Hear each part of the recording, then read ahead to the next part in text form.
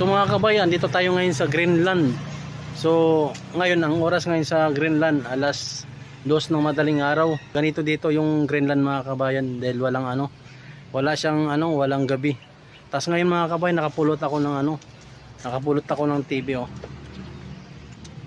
Tinapon lang sa basura kasi dito sa Greenland wala na silang pakialam dito sa yung gamit. Basta kunting bagay lang, kunting sira lang, tinatapon na nila. Ito ang laki niyan.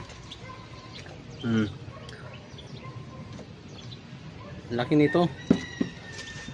Tinatapon lang to mga kabay. Yan. Ganito dito sa Greenland mga kabayan, tinatapon lang tinatapon lang yung TV dito. Kasi yung may-ari dito, yung mga nakatira dito sa Greenland, wala na silang pakialam yung mga gamit. Kunting bagay lang, tinatapon na nila. Ito sobrang laki to. Pakita ko sa inyo. Ito. Sobrang laki to. Ilan kayang inches to? Ayan Ang lapad niyan. Ang layo ko na